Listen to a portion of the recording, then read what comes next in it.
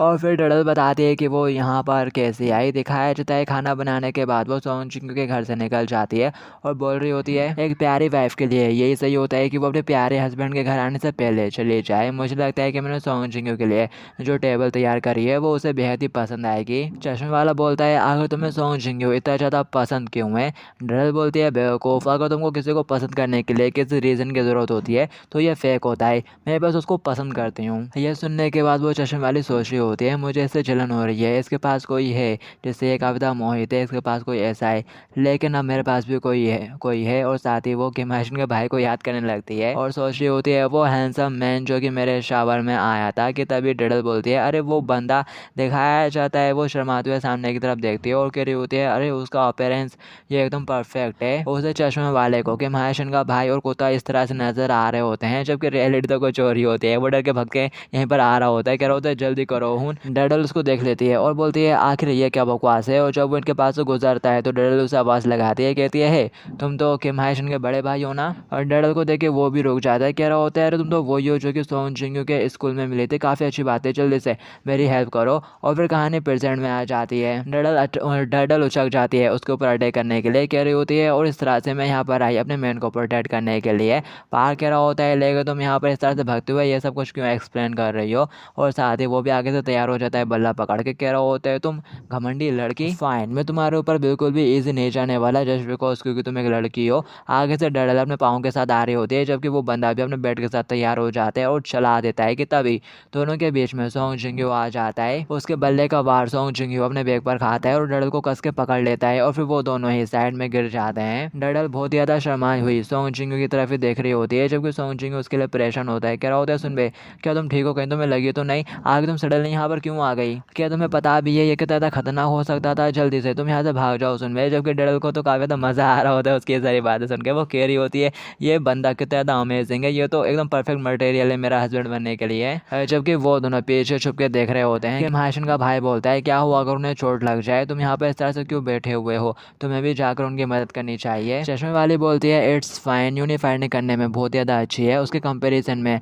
तो मैं काफ़ी ज़्यादा वीक हूँ। सेंग उसकी तरफ देखता है और कह रहा होता है लेकिन मेरी छोटी सिस्टर भी वहाँ पर है तो प्लीज़ जाकर उनकी हेल्प कर दो ना। एक हायर हृदय शेख को देख के अब वो शर्माना शुरू कर देती है, अपना चश्मा ऊपर नीचे करते हुए बोलती है वेल यह मेरे लिए थोड़ा मुश्किल है लेकिन मैं रोकने की कोशिश करूँगी उनकी, आखिरकार मैं इसी तरह की वुमेन हूँ आफ्टर ऑल। जबकि वहाँ दूसरी साइड डडल तो सोंग जिंगो से लिपट के वहीं बैठे आती है। जिंगो चिल्लाते हुए कहता है तुम दोनों अब रुक भी जाओ। कि मैशन बोलती है यही बंदा मेरे ऊपर पहले अटैक कर रहा है। पार्क अपने दूसरे बंदे को लात मार के चगाता है, कह रहा होता है आखिर अब कब तक तू ऐसे सोता रहेगा, चल जल्दी से उठ के खड़ा हो, अपना बेड अच्छे से पकड़ ले, आज अपन इन ब्रेड्स को एक बहुत ही अच्छा सबक सिखाने वाले हैं। वो कहता है यस बॉस। कि तभी यहाँ पर वो चश्मे वाली आ जाती है, कह रही होती है प्लीज़ अब तुम लोग फाइट करना बंद कर दो। पार्क गुस्से के साथ कहता है अब आखिर तू कौन है, क्या तू भी इनमें से एक है। और फिर साथ ही वो चश्मे वाले को लात मार के साइड में उड़ा देता है, वो गिर जाती है, उसका बैग निकल जाता है, खुल जाता है, उसके अंदर से सारे नाइफ निकल के बाहर आ जाते हैं। वो कह रहे होते हैं अरे नहीं मेरे किचन इक्विपमेंट। जबकि उन औजारों को देखकर पार्क की बुरी तरह से फटे आती है लेकिन वो फिर भी खुद को हिम्मत वाला दिखाता है। उसका पार्टनर कह रहा होता है आखिर तुमने सडनली ये सारे नाइफ क्यों निकाल लिए। पार्क भी घबराते हुए कह रहा होता है क्या तुम कुछ करना चाहते हो इनके साथ। हाँ। चश्मे वाली बोलती है नहीं ये तो बस कुकिंग के लिए है। पार्क कहता है यू लिटिल अगर तुम्हें हिम्मत है तो अपने नाइफ को वहीं पर छोड़ दो और हमारे साथ एक असली मैन की तरह फाइट करो।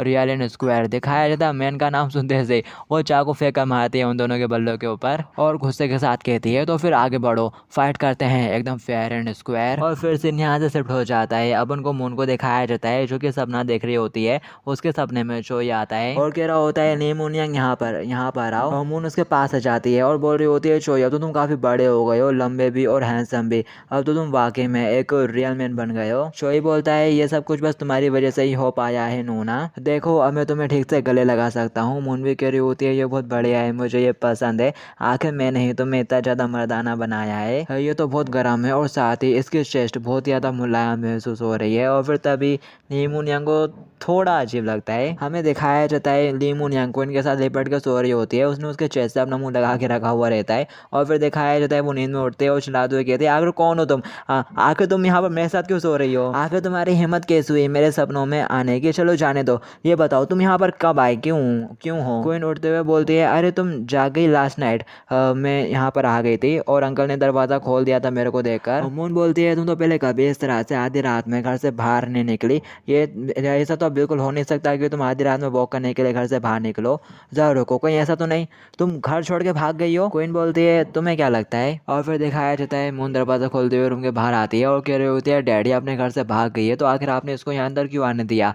उसके डैड बोलते हैं आधी रात हो रही थी और वो बाहर भटक रही थी, तो क्या हुआ अगर मैंने ऐसा कर दिया? मून चिल्लाते हुए कहती है क्या आप फिर कैसे करी बना रहे हो? मैं यहाँ पर अपना वेट घटाने की कोशिश कर रही हूँ और आप हर दिन करी पे करी बनाए जा रहे हो, और आप फिर कैसे उसी डर्टी पॉट का यूज कर रहे हो? उसके डैड बोलते हैं जब से तुम छोटी थी तब से ही तुम एकदम स्वर्ग की तरह खाते हुए आई हो। मून चिल्लाते हुए कहती है पानी को गर्म करने के लिए किसी बाउल बर्तन का यूज करो, और आप ये क्या कर रहे हो? हाँ, क्या आपको कोई इसी तरह की अगर ऐसी है तो आपको तो जाकर फिर से शादी कर लेनी चाहिए। ये सुनते से उसका डैड उसके पेट में जोर का मारता है और गुस्सा करते हुए बोलता है फिर तू अपनी मम्मी के पास से क्यों नहीं चली जाती रहने के लिए? और वैसे भी तूने डिसाइड करा था कि तू यहाँ पर रह क्योंकि तेरा स्कूल यहाँ से ज्यादा पास है। और फिर उसके डैड डबल से खाना बनाना शुरू कर देते हैं। कह रहे होते हैं अब मेरे को 4 लोगों का ब्रेकफास्ट बनाना पड़ रहा है अचानक से। मून पीछे की तरफ मुड़ते हुए कहती है अरे आप भी यहीं पर हो? पार्क कहता है तुम्हें सुबह सुबह इतनी एनर्जी में देखकर काफी अच्छा लगा मून यंग, और ऑफ कोर्स जहाँ पर लेडी होंगी वहाँ पर मैं भी हूँगा ही। मुझे उनकी फैमिली के बारे में अनजाने में कुछ बातें पता चली। मून का डैड कह रहा होता है ठीक है, मेरी एक्स वाइफ और मेरे बीच मेरी बेटी की वजह से एक काफी अच्छा रिश्ता है और ये सचमुच हमारे लिए एक आशीर्वाद की तरह है। मून बताती है मेरी माँ भी एक बॉक्सर थी और इनकी मुलाकात तब हुई जब ये स्पार कर रहे थे रिंग के अंदर। ये सुनते से पार्क कहता है ओ एक बॉक्सिंग फैमिली। और फिर क्या था, इन्होंने कहा था कि ये तो बस उसके साथ स्पार कर रहे हैं, लेकिन जैसे ही इन्होंने उसके दाहिने हाथ का हुक खाया इन्हें तो उससे प्यार ही हो गया। ये सुनते से मून के डैड भी बोलते हैं हाँ वो एक बेहद ब्यूटीफुल हुक था। तभी मून बोलती है उन्होंने कहा था कि यही रीजन है कि वो लोग अलग हो गए। ये सुनते से उसका डैड रोना शुरू कर देता है और बता रहा होता है वो तो शादी के बाद भी नहीं रुकी।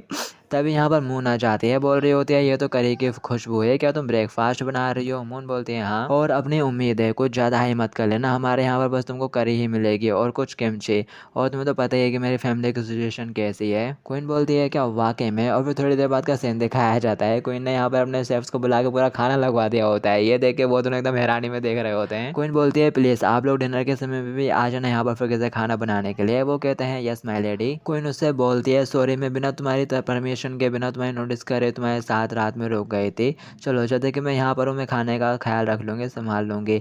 मून बोलती है लगता है कि आज मेरे को इस पूरे ब्रेकफास्ट टेबल को संभाल नहीं होगा। और फिर क्या था वो गप गप करके खाने लगती है, जबकि उसका डैड कह रहा होता है लगता है कि मेरे को आज एक और बेटी मिल गई। और फिर इसके बाद हमें डबल से उसी ब्लैक चश्मे वाले बुले का सीन दिखाया जाता है जो कि किम हाइशन के बड़े भाई को परेशान करता था। तो दिखाया जाता है वो अपने वही ट्रैक्टर चलाने वाले शादी के पास आता है और वो ट्रैक्टर चलाने वाला बोलता है मैं बहुत ज़्यादा बिजी हूँ, आगे तुम यहाँ पर फिर से क्यों आ गए? वो कहता है मैं बस तुमसे थोड़ी बात करना चाहता हूँ।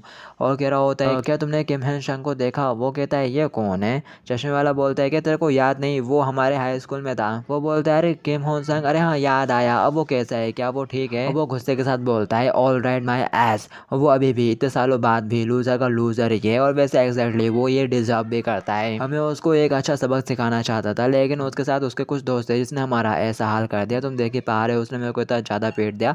और वो वाइल्ड हाई के कुछ थे उसके स्टूडेंट्स दोस्त मोस्त, वो बॉक्सर वगैरह ऐसे कुछ हैं, और मैंने कभी भी उस जैसी चीज़ नहीं देखी थी। मेरे को लगता है कि वो शाओलिन टेम्पल का कुछ मार्शल आर्ट या ऐसे अजीब से छटी मिटी थी। और वैसे मैं ये सारी बातें अपने बॉस को नहीं बता सकता क्योंकि ये तो बहुत ज़्यादा शर्मनाक होगा ना, इसलिए मैं चाहता हूँ कि तुम मेरी हेल्प करो। आप लोग साथ में आते हैं और उस बंदे को डबल से क्रश कर डालते हैं। मैं कुछ बंदों को इकट्ठा करता हूँ, तुम बस मेरे साथ चलो, अब लोग उसको मार डालेंगे। और वैसे भी तुम भूले नहीं होगे ना वो किम हैन संग ने पहले तुम्हें किस तरह से मारा था। और फिर इसके बाद सीन वाइल्ड हाई की तरफ शिफ्ट हो जाता है। मून कह रही होती है आजकल तुम काफ़ी ज़्यादा अचीव एक्ट कर रही हो और तुम मेरी ट्रेनिंग में हेल्प कर रही हो और साथ ही मेरे साथ स्पार भी कर रही हो। क्वीन बोलती है वेल फाइनल मैच कर ले, और मैं तो बस तुम्हारे यहाँ रुकने के लिए तुमको पे करने की कोशिश कर रही हूँ। इसके अलावा मैं अकेली हूँ जिसने किम हाइशन के साथ एकदम सीरियसली लड़ाई की है और हमारी साइक्यू भी एक जैसी है, सिमिलर। और तुम तो ऑलरेडी बॉक्सिंग में बहुत ज़्यादा आगे हो, इसलिए मैं बस किक के साथ अटैक करूंगी जैसे कि वो करती है। मून बोलती है ज़रा संभल कर, भले ये प्रैक्टिस गलत है लेकिन तब भी अपना गार्ड अब रखना।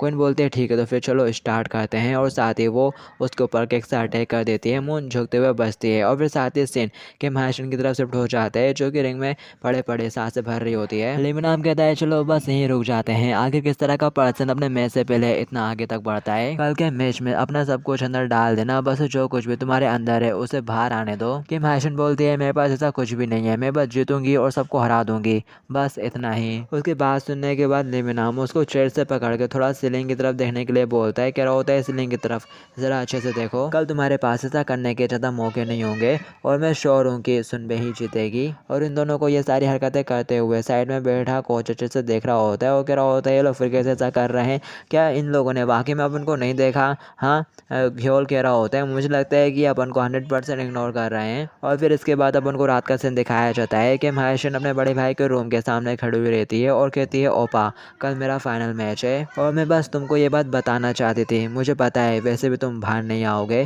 दिखाया जाता है कि महाशन का भाई कोने में अपने रूम में बैठा हुआ रहता है। और फिर इसके बाद डायरेक्ट अपन को कल का सीन दिखाया जाता है यहाँ पर स्टेडियम में सब कुछ रेडी कर दिया होता है, मीडिया भी आ चुकी रहती है, ऑडियंस भी आ चुकी रहती है और बैक स्टेज भी सब कुछ प्रिपेयर हो चुका रहता है। होस्ट कर रही होती है ठीक है अब आप लोग शुरू कर रहे हैं और साथ ही वो अनाउंस करती है आप सभी लोगों का स्वागत है वाइल्ड हाई के फाइनल्स में। और मेरे को लगता है कि आप लोगों को बहुत टाइम से इसी का इंतजार था, तो अब ये शुरू हो रहा है वाइल्ड हाई का फाइनल। हालांकि कोई इनकी कुछ प्रॉब्लम की वजह से अपन लोगों ने कुछ पोटेंशियल मैचेस मिस कर दिए, लेकिन हमारे पास अभी भी कुछ अच्छा है। और इससे पहले कि ली मुनियक और के महाशन के फाइट आप लोग स्टार्ट करें, हमारे प्रिंसिपल जी कुछ कहना चाहेंगे। प्रिंसिपल कहता है आज का ये मौसम स्पारिंग के लिए एकदम परफेक्ट है, इसने मेरे को उस टाइम की याद दिला दी जब मैं फर्स्ट टाइम वाइल्ड हाई में आया था। ये वो जमाना था जब मेरे सिर के ऊपर बहुत सारे बाल हुआ करते थे। उसके बाद सुन के ऑडियंस कह रहे होते हैं बू आखिर किस तरह की बातें बोल रहे हैं, हाँ ये प्रिंसिपल तो बहुत ज़्यादा बोरिंग है, इस टकले को भगाओ यार यहाँ से कोई। और फिर इसके बाद अपन को ली मुनियंग का सीन दिखाया जाता है। मून बोलती है वेल ये काफ़ी न्यू चीज़ है कि तुम मेरे लिए कोच के लिए वॉलंटियर कर रही हो। जिंगू कहता है जिंगू बोलता है वैसे तो ये काफ़ी अच्छी बात है, वैसे भी डरडल सुनबे ने ऐसा करके मेरे ऊपर से काफ़ी वजन उतार दिया है, आज वो तुम्हारी मेन कोच रहने वाली है। डरडल बोलती है ये बस इस बार के लिए ये, वैसे भी ये हमारा आखिरी टाइम है, हमारे जूनियर बनने के बाद कोई भी लीग या कुछ भी नहीं होगा। ली मून यांग तुम मुझे हराने के बाद यहाँ तक पहुँची हो, इसलिए अगर तुम नहीं जीतती तो मैं तुमको बिल्कुल भी नहीं छोड़ने वाली। मून बोलती है हाँ हाँ। जिंगू बोलता है ली मून यांग ने बहुत सारी प्रैक्टिस करी है, वो डेफिनेटली जीतेगी। और आज तो यहाँ पर वैसे भी क्वीन सुन भी आई है चेयर करने के लिए। क्वीन कुछ नहीं बोलती, चुपचाप बैठे कोने में चाय पी रही होती है। डडल बोलती है ऑफ कोर्स अगर तुम चाहो तो तुम तो किम हाईशन को बस एक ही आर्म से हरा सकती हो, एक ही हाथ से। मून बोलती है ये क्या ये कोई ज़्यादा नहीं हो रहा, तुम ये किस तरह की बकवास कर रही हो, तुम चाहती हो कि मैं बस अपने एक हाथ का यूज़ करूँ। डडल एक्साइटेड होते हुए बोलते हैं हाँ ये देखने में कहता है तो औसम लगेगा ना। दिखाया जाता है ये सुनते से मुँह छिड़क जाती है और उसको पीटना शुरू कर देती है। कह रही होती है मेरे को लगता है कि मैं एक हाथ से तेरे को ज़्यादा अच्छे से पीट सकती हूँ। ये सुनते से मुन भी आगे से चिल्लाना शुरू कर देती है। डडल कह रही होती है चिल्लाती है यो पिगी हिम्मत है तो आ जाओ, वो चिल्लाते हुए कहती है मैंने अपना काफ़ी सारा वजन कम कर लिया है यार। डडल बोलती है लेकिन तो है अभी भी मोटी ही। तभी यहाँ पर चोया जाता है। जिंगू बोलता है क्या तुम्हें इस वक्त स्कूल में नहीं होना चाहिए था। मून पूछती है क्या तुमने यहाँ पर आने के लिए अपने क्लासेस को स्किप कर दिया। चोई बोलता है आज मेरी बस मॉर्निंग की क्लासेस थी, इसलिए मैं फाइनल देखने के लिए यहाँ पर चला आया।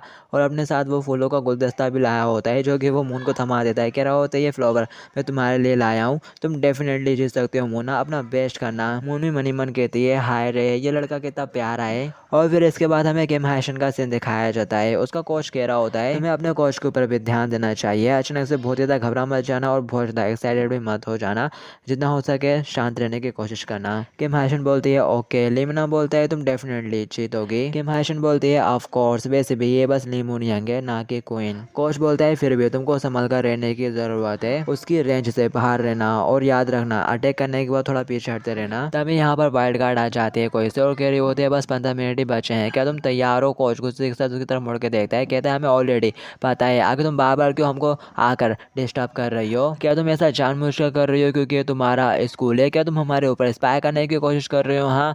और फिर जब कोच ज़रा ध्यान से देखता है तो वो मिस लीना होती है, तो वो उसको दिल से काफ़ी तक घबरा जाता है। वाइट गर्ल बोलते हैं ठीक है अब यहाँ पर कोई प्रॉब्लम नहीं है, तो मैं जा रही हूँ, मैं श्योर करना कि तुम लोग टाइम पर गेट पर पहुँच जाओ। दिखाया जाता है अब लीना को देखकर तो कुछ बावला हो जाता है, कह रहा होता है यस मैडम ऑफ कोर्स, जैसा आपने कहा हम वैसे करेंगे, आई लव यू कि आप यहाँ पर आए। नहीं मेरा मतलब आपका बहुत बहुत शुक्रिया यहाँ पर आने के लिए। और फिर दिखाया जाता है कॉमेंट्री करने वाले बोल रहे होते हैं तो अब फाइनली मैच स्टार्ट हो रहा है। पहले गेट से ली मून यांग आ रही हैं, तभी जिंगू को अपने पीछे कोई नजर आ जाता है, वो ध्यान से देखता है तो पहचान जाता है। कह रहा होता है अरे तुम वहाँ पर क्या कर रहे हो, और साथ ही वो उसके पास पहुँच जाता है और कह रहा होता है क्या तुम यहाँ पर अपनी छोटी बहन का मैच देखने के लिए आए हो, तुम्हें दूसरे गेट से आना चाहिए। हैसन बोलता है वेल मैं यहाँ पर इसी चीज़ के लिए आया था, लेकिन ये काफ़ी ज़्यादा बियर्ड है और मुझे लगता है कि वो भी नहीं चाहते होगी कि मैं यहाँ पर आकर उसका मैच देखूँ। तभी जिंगू उसकी तरफ देखता है और फटाक से वाइल्ड गार्ड के पास पहुँच जाता है। कह रहा होता है क्या तुम ये दरवाज़ा आधा खुला रख सकते हो, ये बिग ब्रदर अपोनेंट की फैमिली से है, लेकिन इसकी कुछ परेशानियाँ है, कुछ सिचुएशन है जिसकी वजह से वो डायरेक्टली वहाँ पर नहीं जा सकता। वाइल्ड कार्ड बोलती है जब तक इसका असर मैच पर नहीं पड़ता मेरे को कोई प्रॉब्लम नहीं। ये सुनते से ही जिंग्यो उससे बोलता है, बिग ब्रदर अब तुम यहाँ से अच्छे से देखो, अब मेरे को जाना होगा।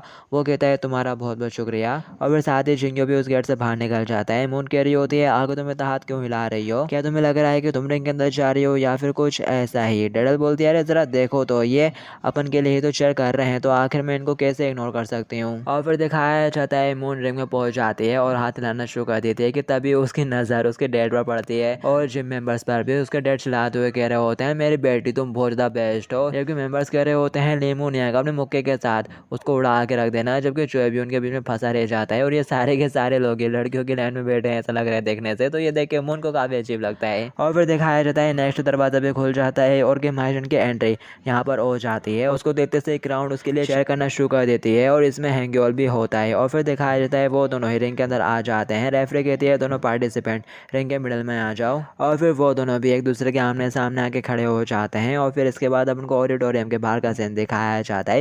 यहाँ पर वो बंदा अपने बंदों के साथ आ चुका रहता है। पार्क कह रहा होता है आखिर ये स्कूल इतना ज़्यादा नॉइज़ी क्यों है, लगता है कि वो सारे लिटिल ऑरेगन सिटी बास्टर्ड यहीं पर हैं और वो कमीना कि मैं संग भी जाओ उन लोगों को पढ़ कर ले आओ। उसके बंदा बोलते हैं यस बॉस। और फिर इसके बाद यहाँ पर थोड़ी किम हायशन की स्टोरी चलती है। किम हायशन कह रही होती है मेरा जन्म तो एक लड़की के तौर पर हुआ था, तो आखिर में इन सारी मार्शल आर्ट में कैसे फंस गई।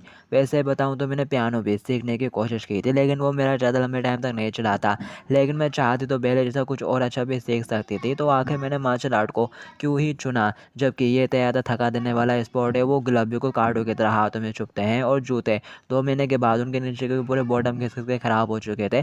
और अब जबकि मैं इसके बारे में सोचती हूँ, अब वैसे मेरे को भी नहीं पता कि क्यों मैं ज़्यादा कंटिन्यू करती रहती हूँ इस बोरिंग से थका देने वाले स्पोर्ट्स को। मैं मुश्किल से ही सांस ले पाती हूँ, हर वक्त मेरे को ऐसा लगता रहता है कि मेरी बॉडी टूट रही है। और जब मैं रिंग के अंदर होती हूँ तो मुझे ऐसा फील होता है कि जैसे मेरी बॉडी एक्सप्लोड होने वाली है, और शायद यही रीज़न है जिसकी वजह से मैं अभी तक इसको छोड़ नहीं पाई हूँ। ये फीलिंग ऑसम है। दिखाया जाता है दोनों ने एक दूसरे को ऊपर अटैक क्या होता है और फिर वो थोड़ा पीछे हट जाते हैं। और फिर दिखाया जाता है कि हायशन बहुत तेजी से आगे बढ़ते हुए मून को मौका मारने की कोशिश करती है, बट मून डॉज करके उसको ही मार देती है। और फिर साथ ही वो किम हायशन को दूसरा पंच मारने वाली होती है। जिंग्यो और डडल चिल्लाते हुए कह रहे होते हैं बहुत अच्छे मार दो उसे, जबकि कोच घबरा जाता है। कह रहा होता है कि हायशन जरा संभाल कर। दिखाया जाता है कि हायशन टाइम पे झुके उसके पंच से बच जाती है और साथ ही उसके पेट में एक पंच दे मारती है। तो मून भी फटाक से उसको सिर से पकड़ के उसको घुटना मारने लगती है कि टाइम पे किम हायशन उसे धक्का देके अपने से दूर कर देती है। मून अपने पैरों पे आ रही होती है कि तभी किम हायशन आगे बढ़ के फटाक से उसके पैर के ऊपर अटैक कर देती है, बट मून संभाल लेते हैं यहाँ पर शायद खुद को। और फिर वो लोग थोड़ा रुक के एक दूसरे की तरफ देखते हैं। जिंग्यो कह रहा होता है आखिर वो कितनी लोग के केस में मेरे को मारेगी। मेरे को लगता है कि वो उसके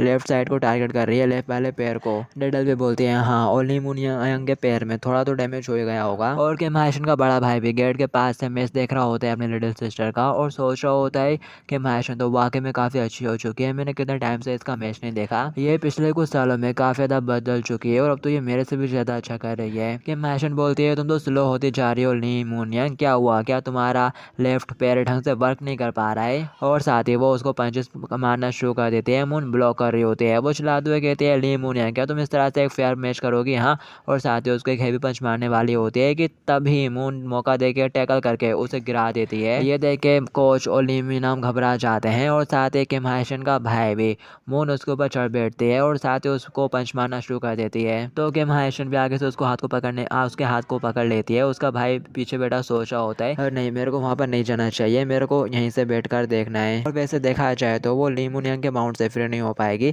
मेरी लिटिल सिस्टर तुम कर सकती हो, तुम्हारा अपोनेंट वाकई में बहुत ज़्यादा अच्छा है, लेकिन ये राउंड बस ओवर होने वाला है, थोड़ा सा और होल्ड कर लो, ट्राई उससे निकलने की कोशिश मत करो, बस थोड़ा होल्ड कर लो। तभी उसके पीछे एक बंदा आ जाता है। कह रहा होता है क्या यही बंदा है किम हायशन है, तो तुम यहाँ पर छुपे हुए हो। पीछे वाला बंदा कॉल करके कहता है हाँ बॉस, हमें वो लोग मिल गए, उनमें से एक मिल गया है हमको। और फिर दिखाया जाता है मून उसके ऊपर ही बैठी हुई रहती है और उसमें पंचेस पे पंचेस मारे जा रही होती है। वो यहाँ पर पूरी तरह से किम हायशन के ऊपर हावी हो जाती है और एक जोर का मौका उसमें मारने वाली रही होती है कि तभी यहाँ पर बेल बज जाती है तो मून को रुकना पड़ता है। और फिर दिखाया जाता है जुंगी और डडल को रिंग के अंदर आते हैं। डडल तो गुस्सा करते हुए कह रही होती है तुम्हें तो वहीं पर उसको स्मैश कर देना चाहिए था इडियट। कोच भी कह रहा होता है तुम ऐसे ग्राउंड बैटल नहीं कर सकती और देखने से लग रहा है कि तुम अभी इसके लिए बिल्कुल भी तैयार नहीं हो। कुछ भी फनी करने की कोशिश मत करो, बस उसको मारो और थोड़ा पीछे हटो। किम हायशन बोलती है अब मैं ये इस राउंड के अंदर फिनिश कर दूंगी। और फिर साथ ही किम हायशन थोड़ा सामने की तरफ देखना शुरू कर देती है। डडल मून को कुछ दाव-पेच दिखा रही होती है और किम हायशन का ध्यान शायद उस गेट की तरफ जाता है जहाँ पर उसका भाई बैठा हुआ है। तो दिखाया जाता है वो काफी ज्यादा घबरा जाता है, कह रहा होता है कहीं हायसन ने देख तो नहीं लिया। कोच कह रहा होता है जरा देखो तुम्हें इस तरह से जैब करना है, तुम्हारा ध्यान क्या है, तुम मुझे फिर से इग्नोर क्यों कर रही हो।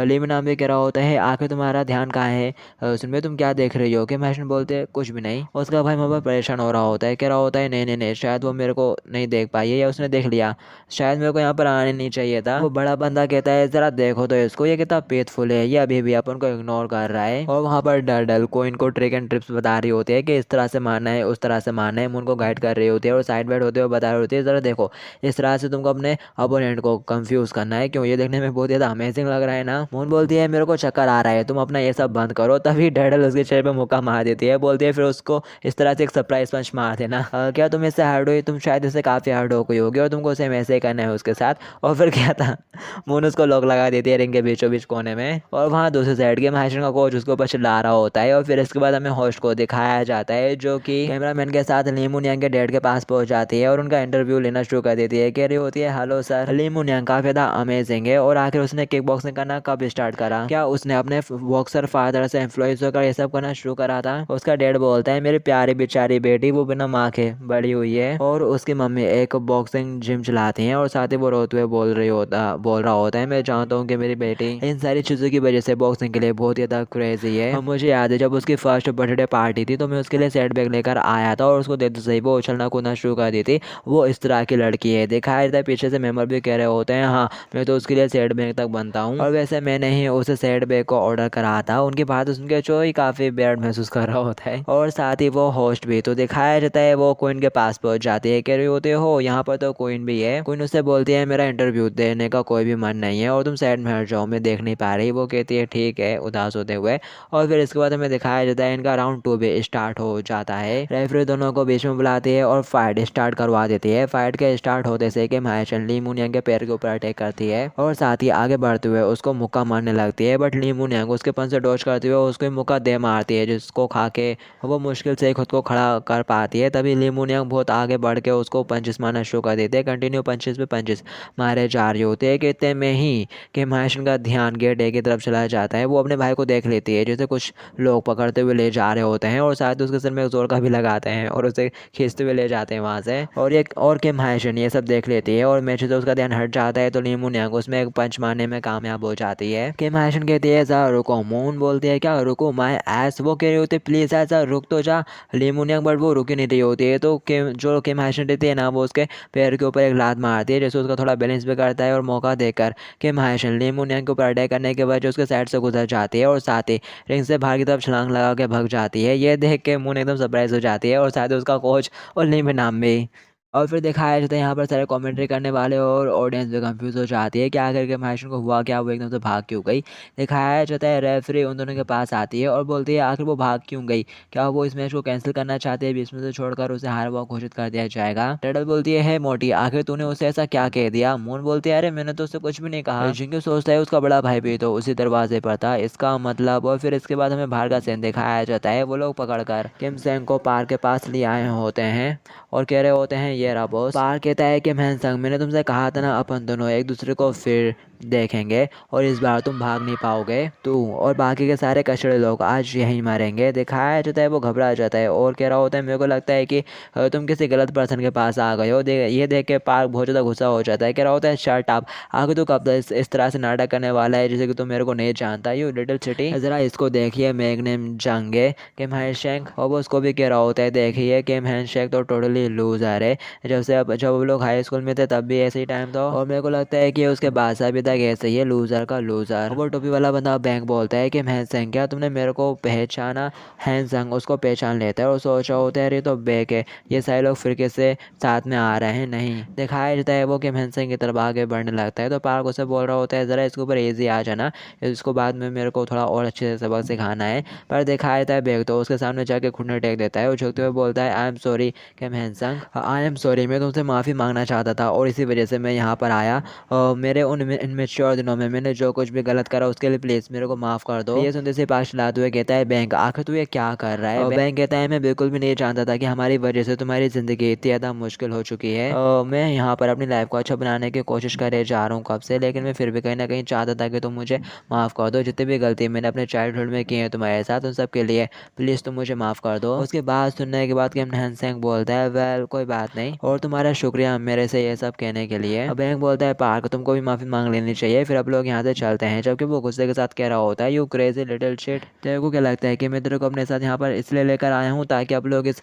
सड़े हुए अंडे से माफ़ी मांगे? बैंक कहता है बस बहुत हुआ, आगे तुम कब तक इस तरह की बच्चों वाली हरकतें करने वाले हो, अब लोग अडल्ट हो चुके हैं यार। हैंसंग भी बोलता है हाँ अब लोग बड़े हो चुके हैं तो चलो मिलकर उन सब के बारे में भूल जाए, मेरे को लगता है कि तुम लोग भी ये कर सकते हो, इतना मुश्किल भी नहीं है। पार्क कहता है तो इडियट कहीं का, और साथ ही अपना चश्मा उतार कर चलाते हुए कहता है you useless little city bastard, आखिर तू होता कौन है मेरे को एक लाइफ लेसन के बारे में सिखाने वाला? क्या अपोलोज है क्या? तेरा दिमाग खराब हो गया है? आखिर में जैसे बेवकूफ़ सड़े हुए अंडे से माफ़ी क्यों मांगू? तुम सारे के सारे ही एकदम बेकार और बेवकूफ़ हो चुके हो, बड़े होने के बाद तुम दोनों ही मरोगे, मैं तुम दोनों से छुटकारा पा लूंगा, मुझे फ़र्क नहीं पड़ता तुम मेरे दोस्त हो या नहीं। दिखाया जाता है जबकि वो हाथ पकड़ते हुए कह रहा होता है रुक जाओ पार्क, ये सब यहीं पर एंड करते हैं अपन लोग। पार्क चलाते हुए कहता है मेरा हाथ छोड़, अब तुम मेरा बिल्कुल भी दोस्त नहीं है यू लिटिल बास्टर्ड, और साथ ही वो उसमें एक जोर का मार देता है और कह रहा होता है मैं तो तेरी हेल्प करना चाह रहा था, तेरे को उस अपनी सड़ी हुई लाइफ से निकाल कर, लेकिन तूने यहाँ पर आकर मेरे ऊपर ही चिल्लाया और मेरे को ज्ञान दिया। हाँ तूने तेरी हिम्मत कैसे हुई मेरे को धोखा देने की?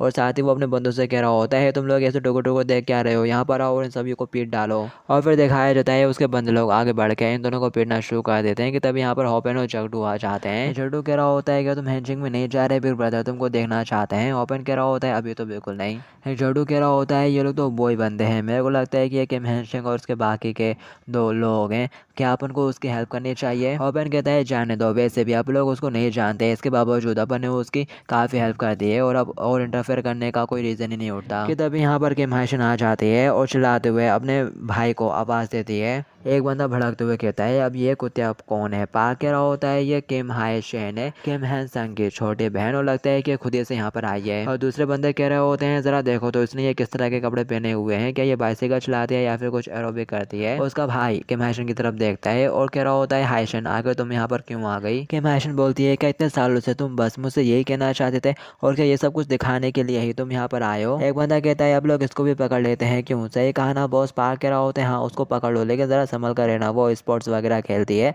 वो बड़ा बंदा कहता है क्या होगा, ये तो है छोटी सी लड़की ही। दिखाया जाता है कि हैशन भाई आल्टी पार्टी मार के बैठ जाती है, ये देख के वो बंदे कह रहे होते हैं आखिर ये क्या कर रही है, और उसका बड़ा भाई भी उसकी तरफ देखता है कि हैशन कहती है मैं बिल्कुल भी इंटरफेयर नहीं करने वाली, चाहे तुम उसको कितना भी पीट लो, मैं तो बस यहाँ पर बैठ कर देखूंगी, और अगर तुम लोग मेरे को मारोगे तब भी मैं बिल्कुल भी रिस्पॉन्स नहीं करूंगी, तुमको इन सब से अब खुद ही निपटना होगा। दिखाया जाता है वो बंदा कि हैशन के पास आ जाता है और कह रहा होता है ये तो बहुत ज्यादा बातों नहीं कुतिया है, और उसके सिर के पास बल्ला करने लगता है। दूसरा बंदा कह रहा होता है जरा आराम से। ये देखे कि हैशन का भाई चिल्लाते हुए कहता है यहाँ से भाग जाओ आयसन, जबकि वो लोग उसको लाते मारने में लगे हुए रहते हैं। कि हैशन बोलती है हाँ ये उस सड़े हुए रूम में पड़े रहने से तो काफी बेटर ही है, अपने भाई से कह रही होती है। ये देख के वो बंदा भड़क जाता है, कह रहा होता है तू कुतिया तू मेरे को इग्नोर करने की कोशिश कर रही है। हाँ, और साथ ही वो उसके ऊपर बल्ला चलाता है, इससे पहले ही यहाँ पर लिमिना मारकर उसमें एक जोर का पंच मार देता है। वो दूर पेड़ से जा ठुकता है और फिर वो फटाक से किम हैशन के ऊपर जैकेट डाल देता है। वो पूछती है आगे तुम यहाँ पर क्यों आ गए? लेविन नाम कहता है मेरे को पता ही था कि यहाँ पर जरूर कुछ इंपॉर्टेंट हो रहा होगा, तभी तुम मैच को बीच में से छोड़कर यहाँ पर आ गई। किम हैशन बोलती है बिल्कुल भी इंटर मत करना, पीछे रहो, ये हमारा फैमिली मैटर है। लेविन नाम कहता है ठीक है मैं बिल्कुल भी इंटरफेयर नहीं करूंगा, मैं तो बस यहाँ पर खड़ा रहूंगा और तुमको प्रोटेक्ट करूंगा। पाक चलाते हुए कहता है तुम बेवकूफ हो, यहाँ पर खड़े होकर कर क्या रहे हो, जाओ उनको पेट डालो। अपने बॉस की बात सुनने के बाद वो लोग भी तेज से आगे बढ़ते हैं।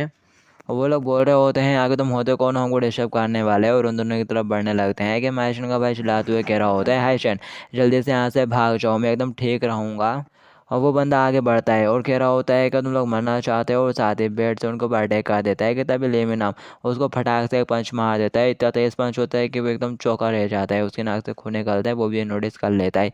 और फिर दिखाया जाता है वो लोग चिल्लाते हुए दोनों साथ में अटैक करते हैं। पहले एक अटैक करता है और कह रहा होता है तेरे स्कूल के डेज तो अब ख़त्म, लेकिन लेमी नाम उसे डॉज कर जाता है और साथ ही उसके शोल्डर पे एक पंच मार देता है, तो वो अपना शोल्डर पकड़ के वहीं बैठ जाता है। किम हैशन का भाई लेमी नाम को चिल्लाते हुए कह रहा होता है जल्दी से हैशन को लो और यहाँ से निकल जाओ। वो बड़ा बंदा उसको लात मार देता है, कह रहा होता है ज़रा देखो तो इसको, तेरे को तो खुद के बारे में फिक्र करनी चाहिए। लेमी नाम बोलता है सुन में क्या वो तुम्हारा बड़ा भाई है क्या, मैं जाके उसकी हेल्प करूँ? किम हैशन मना कर देती है, कह रही होती है उसको खुद की प्रॉब्लम्स के साथ खुद ही डील करने दो। कि तभी यहाँ पर वो चश्मे वाली आ जाती है, कह रही होती है रुक जाओ ये सब क्या हो रहा है। दिखाया जाता है सभी का ध्यान उसकी तरफ चला जाता है, वो एकदम गुस्से के साथ भगते हुए आ रही होती है, कह रही होती है आगे तुम लोगों की हिम्मत कैसे हो रही है उसको टच करने की। योंग जंग तुम बाकी लोगों को संभाल लेना। वो बंदा कहता है बाकी लोगों तो तुम्हारा क्या मतलब? पार्क बोलता है अरे नहीं ये बंदा फिर कैसे आ गया, तुम लोग थोड़ा संभाल कर रहना। वो वेपन्स का भी अच्छे से यूज़ करता है। दिखाया जाता है वो बड़ा बंदा उसको देखकर काफ़ी ज़्यादा ऑकवर्ड सा महसूस करता है, कह रहा होता है आखिर इस लड़के ने लड़कियों वाली यूनिफॉर्म क्यों पहन कर रखी हुई है, क्योंकि वो उसको लड़का समझ रहा होता है। कि तभी वो हैया करते हुए चिल्ला के उसे किक मार देता है, कह रहा होता है ये तुम जैसे कैंसर लोगों की पनिशमेंट है जो कि इनोसेंट ब्रदर्स को परेशान करते हैं, मैं तुमको बिल्कुल नहीं छोड़ूंगी। और साथ ही वो एकदम परफेक्ट लैंडिंग करती है और कह रही होती है यही हम औरतों की विल होती है। और साथ ही के भाई की तरफ देख के शर्माना शुरू कर देती है, कह रही होती है ओपा क्या तुम ठीक हो? और वो सोच रहा होता है ये एक गली है, मैं ही अभी यहाँ पे एक मिस्टेक कर रहा था। लिविन हम कहता है अरे लगता है कि यहाँ पर और भी बंदे आ गए, और 4-5 बंदे यहाँ पर और वाकई में आ जाते हैं। कह रहे होते हैं तुम लोग यहाँ पर क्या कर रहे हो? दूसरा बंदा कह रहा होता है लगता है कि तुम लोगों ने यहाँ पर ऑलरेडी शुरू कर दिया, लेकिन देखो तो जरा इन डेड शेड्स को, तुम लोग मार खा रहे हो। तीसरा बंदा कहता है आगे तुम लोग इतना लेट क्यों हो गए हो? जो बॉस है पार्क वो कह रहा होता है जल्दी करो और इन सब लोगों को पीटो पकड़ लो। और वो चश्मे वाला कह रहा होता है भले ही मैं तुम लोगों को अकेले नहीं संभाल सकता, लेकिन मैंने यहाँ पर एकदम नाइसली ट्राई करा तुम लोगों के साथ निपटने का, लेकिन लगता है कि अब तुम लोग ऐसे नहीं मारने वाले, तो मेरे पास और कोई चॉइस नहीं है। और साथ ही वो मुड़ते हुए अपने पार्टनर से कह रहा होता है योन चंग चलो इनको दिखा देंगे आप लोग क्या कर सकते हैं। और फिर साथ ही वो यहाँ पर किसी खतरनाक टेक्निक के बारे में डिस्क्राइब करता है जो कि उन्होंने शाओलिंग में सीखी है। दिखाया जाता है संग तो मना कर देता है, कह रहा होता है मेरे को नहीं करना। और कह रहा होता है आप लोग स्कूल ग्राउंड के अंदर फाइट नहीं कर सकते, नहीं तो अपन को सस्पेंड कर दिया जाएगा, और वैसे मेरे को ये फिर रीडिंग करके फिनिश भी करना है। चश्मे वाला कह रहा होता है आगे तुम ये कैसी बातें कर रहे हो, अपन उस मूव की थी प्रैक्टिस क्यों ही करी थी कि यूज़ करते हैं ना। वो कह रहा होता है मैंने कहा ना नहीं। पा कह रहा होता है आखिर तुम लोग ऐसे खड़े खड़े कर क्या रहे हो, जाओ उस विच के साथ पकड़ो उसे। दिखाया जाता है वो सभी के मैशन की तरफ बढ़ने लगते हैं, कह रहे होते हैं यू लिटिल शिट क्या तू यहीं बैठने वाली है? कि मैशन भी आगे से बोलते हैं हाँ मैं तो यहीं रहूँगी नहीं हिलूँगी। वो लोग बढ़ते हैं उसको कि मैशन को कुछ कहते हैं, उससे पहले ही पीछे यहाँ पर मैशन का कोच आ जाता है, उन दोनों को पीछे से पकड़ लेता है और कह रहा होता है तुम लोगों की हिम्मत कैसे हो रही है मेरे ब्यूटीफुल डिसाइपल को हर्ट करने की, और क्या तुम सभी लोगों को जिसकी वजह से आज का हमारा मैच पूरा ख़राब हो गया। हाँ, और साथ ही वो उनको झड़क के पीछे फेंक देता है। छोटी वाला बंदा कहता है आगे तू है कौन, इंटरप्ट क्यों कर रहा है? दूसरा वाला कह रहा होता है इसके चेहरे से देखने से तो ऐसे ही लग रहा है कि ये किसी दूसरी गैंग का गैंग मेंबर है। कोच कहता है क्या मैं? और बताता है ये दोनों बच्चे मेरे डिसाइपल है और तुम्हारे लोग मेरे डिसाइपल को हर्ट करने की कोशिश कर रहे हैं, और मैं एक टीचर हूँ तो मैं अपने डिसाइपल के साथ ऐसा कैसे होने दे सकता हूँ। ये सुनते से वो टोपी वाला बंदा चिल्लाते हुए कहता है झूठ बोलना बंद कर, अगर तू एक टीचर है तो तेरा ऐसा गैंगस्टर जैसा फेस क्यों है? हाँ, हम तेरे गुल्लू नजर आते हैं। और साथ ही वो उससे फाइट करना शुरू कर देते हैं, पर टीचर इसलिए उनको संभाल रहा होता है। अब उनको फाइट दिखाई जा रही होती है होपेन और जगडू के पॉइंट ऑफ व्यू से। जगडू कहता है यहाँ पर तो काफ़ी हंगामा हो रहा है। होपेन कहता है अपन को इसे बस स्कूल के ऊपर ही छोड़ देना चाहिए और वो अभी ही आके इन सबको ठिकाने लगा देंगे। और सैडली तौर पर मुझे भी ये कहना पड़ रहा है कि मैं पहले भी इस तरह की स्टेट का पार्टलेस रह चुका हूँ। और फिर तभी हॉपिन पीछे मुड़ के देखता है और कह रहा होता है तो ये लोग आ ही गए। चौडू भी कह रहा होता है हो ये तो काफ़ी फास्ट निकले, और यहाँ पर वाइल्ड गार्ड्स के एंट्रीज हो जाती है। और फिर इसके बाद अपन को ऑडिटोरियम के अंदर का सीन दिखाया जाता है। यहाँ पर चैंपियन लियमन यांग को घोषित कर दिया जाता है और ऑडियंस तभी भी कंफ्यूज बैठी हुई रहती है, आपस में बातें कर रही होती है कि आखिर हुआ क्या अचानक से। है दिखाया जाता है प्रेसिडेंट आगे लियमन यांग को रिवॉर्ड भी थमा देता है। लियमन यांग को काफ़ी ज़्यादा ऑकवर्ड लग रहा होता है, कह रहा होता है आखिर किस तरह की बोरिंग बैठ रही है। और वैसे आसपास का एटमॉस्फेयर तो देखो कितना ज़्यादा ऑकवर्ड है, लोग आपस में बातें करने में लगे हुए रहते हैं कि आखिर ये हुआ क्या। कोई भी विक्ट्री से कुछ ज़्यादा कुछ नज़र नहीं आ रहा होता है। और बाहर वाइल्ड गार्ड्स आ चुके हैं तो उन्होंने सबको दबोच लिया होता है। और फिर यहाँ पर नीना की भी एंट्री हो जाती है और मिस नीना को देखते से अपना कुछ बावला हो जाता है। कह रहा होता है वो आप भी यहाँ पर आ गई, और कह रहा होता है मैं तो खुद ही उन गुंडों से निपटने की कोशिश कर रहा था, लेकिन अब लगता है कि तुम यहाँ पर आ गई हो तो मेरे डिसाइपल्स को कुछ भी नहीं होगा। नीना आगे बढ़ जाती है और कह रही होती है गोरा है, तुम लोग ने फिर से यहाँ पर एक और हंगामा खड़ा कर दिया, मैं बहुत ज़्यादा डिसअपॉइंट हुई। ये सुनते से कोच बेचारा हैरान परेशान हो जाता है। कह रहा होता है नहीं हमने ऐसा कुछ नहीं करा। नीना बोलती है कि महाशन रमेश को छोड़कर यहाँ पर आने का रीज़न क्या, ये छोटी सी फाइट करना था? हाँ। नीना बोलता है नहीं हम कोई फाइट मैट नहीं कर रहे थे, जैसा कि आप देख ही सकते हो हम तो बस यहाँ पर बैठे हुए हैं। वो कहती है ऑल राइट मैं समझ गई। और फिर साथ ही उसकी नज़र होपन और जगडू पर पड़ती है। वो कह रही होती है तुम दोनों क्या तुम दोनों इस झगड़े का पार्ट हो? जगडू कह रहा होता है क्या बकवास है, हम लोग तो बस यहाँ पर खड़े हुए थे और देख रहे थे, गुजर रहे थे तो ऐसी नज़र पड़ गई। नीना बोलती है सभी लोग मेरी बात ध्यान से सुनो, अभी आप लोग स्कूल के ग्राउंड के अंदर हैं।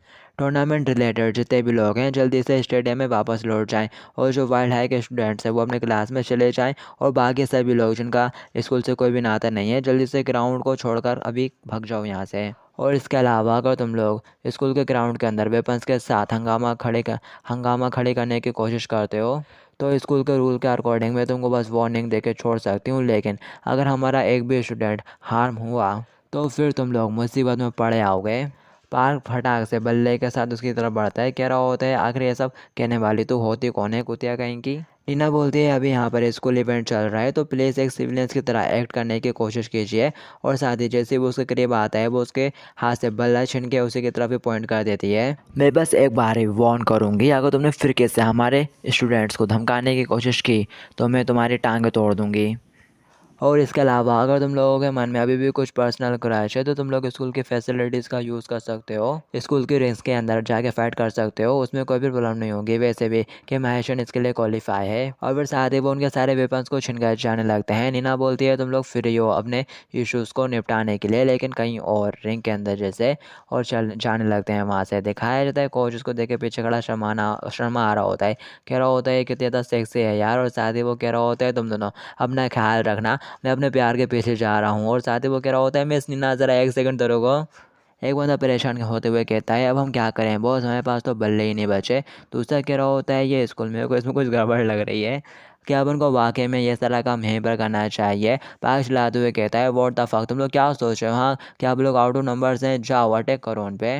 इंसेक्ट बोलता है पार चुंगन क्यों ना आप लोग इसको यहीं पर रोक दें, आज के लिए बहुत ज़्यादा हो चुका है, ये सारी मेरी गलती है तो अब तुम प्लीज़ यहाँ से चले जाओ और ये सब कुछ यहीं पर रोक दो। पार को गुस्से के साथ उसको कॉलर से पकड़ लेता है। यू लिटिल शिट, क्या कहा तूने? तू अभी भी ऐसा प्रेटेंड करने की हिम्मत कर रहा है जैसे तुम मुझसे कहीं ज़्यादा बेहतर है, बस तेरी इसी वजह से मैं तेरे से बहुत ज़्यादा नफरत करता हूँ। तो हमेशा ऐसा प्रेटेंड करता है जैसे कि तुम विक्टिम है और माफ़ी मांगता रहता है। यू शिट, आगे तक दिक्कत क्या है? जबकि किम हाशन का भाई अभी भी सॉरी कह रहा होता है उससे। पार कहता है अब मैं तेरे को तोड़ दूंगा और ये मैं श्योर करूँगा कि तू अपने पेट में सुसु कर दे, मैं तेरे को बहुत अच्छा सबक सिखाने वाला हूँ जिससे तू अब नाटक करना भी बंद कर देगा। तभी यहाँ पर उसका पपी आके उसको काटना शुरू कर देता है। उस पपी को देखकर वो थोड़ा हैरान हो जाता है, जबकि पास चिल्लाते हुए कहता है अब ये कुत्ते का बच्चा यहाँ पर कहाँ से आ गया, और उसको छिड़क के दूर करने लगता है। तभी पीछे देख पाते हैं उसकी मम्मी आ जाते हैं यहाँ पर हैंसैंग के, और कह रही होती है आगे तुम यहाँ पर ये सब कुछ क्या हो रहा है? और वो बड़ा वाला बंदा कहता है अब ये लेडी कौन है, और साथ ही वो उनका रास्ता रोकने लगता है। कह रहा होता है आप यहाँ से चले जाओ, ये औरतों का मामला नहीं है। किम हाशन की मम्मी बोलती है हो माए तुम लोग गैंगस्टर हो क्या, आखिर तुम लोग मेरे बच्चों के साथ क्या कर रहे हो? किम हाशन भी उठ के खड़ी हो जाती है, कह रही होती है मम आखिर आप यहाँ पर कैसे आ गई? उसकी मम बोलती है हाशन में तो तुम्हारा मैच देखने के लिए आई थी, लेकिन ये सब क्या है? और साथ ही वो उस बड़े बंदे को मारना चुका देती है। You bad young man gangster कहेंगे, मेरे बच्चे को जाने दो। दिखाया जाता है वो परेशान होकर उसको धक्का मार देता है जिससे वो गिर जाती हैं। सैंग चलाते हुए कहता है मोम आप यहाँ से चले चाहिए। पार कह रहा होता है तो अब तुम्हारी फैमिली यहाँ पर आ गई है और ये कितना अच्छा ह्यूमिलेटिंग होगा तुम्हारी फैमिली के सामने हम लोग जब तुम्हारी ऐसी हालत करेंगे। है कि मैनसन की मम्मी आकर तुम चुपचाप बैठ कर देखते क्यों नहीं कि इसके साथ क्या होता है, और अगर तुमने फिर से इंटरप्ट करने की कोशिश की तो मैं तुम्हें दोबारा हॉस्पिटल भेज दूंगा। मैं बड़ों की बिल्कुल भी रिस्पेक्ट करना नहीं जानता, तो अच्छा होगा कि तुम चुप ही रहो और हरकतें ना करो। और वैसे भी तुझ जैसी ऑलरेडी का वो मरी कहती है। दिखाया जाता है ये सब सुनने के बाद किम हाशन बुरी तरह से भड़क जाती है, कह रही होती है आगे तेरी हिम्मत कैसी हुई मेरे मुंह से ऐसा कहने की, मैं तेरे को मार डालूंगी अगर तुमने फिर किसी उनको टच करा। और साथ ही वो अपनी मोम की तरफ जाने लगती है कि तभी 3 बंदे उसके रास्ते में आ जाते हैं। वो बड़ा वाला बंदा कह रहा होता है बहुत ही सब कुछ बहुत ही ज़्यादा अजीब होता जा रहा है, ये अजीब स्कूल और ये सारे अजीब लोग, क्या आप लोग यहाँ से चले जाएं अभी के लिए बॉस। अपन को जाकर थोड़े और बंदे बुला के लेना चाहिए और कुछ और वेपन्स को अपने साथ लेकर आना चाहिए। तो ना आप लोग अपने बिग बॉस को बता दें फिर यहाँ पर आए इस मसले को सॉल्व करने के लिए। और फिर जैसे ही वो अपने बॉस की तरफ देखता है तो उसके बॉस को तो सैंग ने डाउन कर दिया होता है। सैंग ने उसे गले से पकड़ कर रखा हुआ रहता है, कह रहा होता है यहाँ तक कि तुमने कभी भी मेरी मम्मी को नहीं देखा, इसलिए मेरे को हमेशा से डाउट था कि तुमने वो किया था या नहीं। लेकिन अब मैं कंफर्म हूँ कि तुम ही वो पर्सन हो जिसने मेरी फैमिली को चोट पहुँचाई, जैसे कि तुम्हारे लिए मेरे को चोट पहुँचाना काफ़ी नहीं था। क्यों? तू कमीने ठीक है, आगे बढ़ और जो चाहे कर, मैं खुशी से ये सब कुछ रिटर्न करूँगा और तेरी हालत भी एकदम बदतर कर दूँगा, बस इसकी कोशिश करके देख। और जब वो बड़ा बंदा देखता है कि उसके बॉस को किस तरह से डाउन कर दिया गया है तो वो फटाक से जाता है और इंसान को पंच मारते हुए अपने बॉस को थोड़ा फ्री कर देता है। इंसान गुस्से से उनकी तरफ घूर के देख रहा होता है। वो दोनों फटाक से इंसान को पकड़ लेते हैं। इंसान कह रहा होता है मैं तेरे को बिल्कुल भी माफ़ नहीं करूँगा। पार कह रहा होता है बस तू बकवास कर रहा है, आगे तेरे जैसा कमज़ोर मेरा उखाड़ ही लेगा। मेरे पास पावर है, मेरे पास बहुत सारे बंदे हैं जिनसे कहकर मैं जो चाहे वो करवा सकता हूँ। मेरे कंपेरिजन में तो कुछ भी नहीं है, मैं जब चाहे तब तेरे को क्रश कर सकता हूँ, तो कुछ भी नहीं है। ये सुनते ऐसे इंसान चिल्लाते हुए कहता है फाइन चल कोशिश करके देख ले। और साथ ही वो उन दोनों बंदों को पीछे की तरफ झटकते हुए फ्री हो जाता है। दिखाया जाता है उसकी मम चिल्ला रही होती है इंसान करते हुए, जबकि लेमी नाम और के महाशन तो काफ़ी ज़्यादा चौंक जाते हैं। कि महाशन कहता है क्या वो दोनों भी उसे नहीं रोक पाए। वो बहुत तेज़ी से बढ़ते हुए पार्क की तरफ जाता है। पार्क तो अपने बंदों को ऊपर ही चिल्ला रहा होता है, कह रहा होता है क्या हुआ तुम लोगों को, एक बंदे तक नहीं संभाल पाए तुम लोग। तभी हैंसंग आगे बढ़ते और पार्क को गर्दन से पकड़ लेते और ज़ोर से दबाता है और साथ ही कह रहा होता है आज तो मैं तेरे को मार डालूंगा। इससे पहले कि वो उसको मार पाता तभी यहाँ पर जंगू आ जाता है, कह रहा होता है नहीं ब्रदर ऐसा मत करो। हैंसंग कह रहा होता है मेरे को छोड़ दो, अगर तुम भी 20 मिनट इंटरफेयर कर रहे हो तब भी मैं इसको नहीं छोड़ने वाला, ईजी नहीं जाऊँगा आज मैं इसके ऊपर।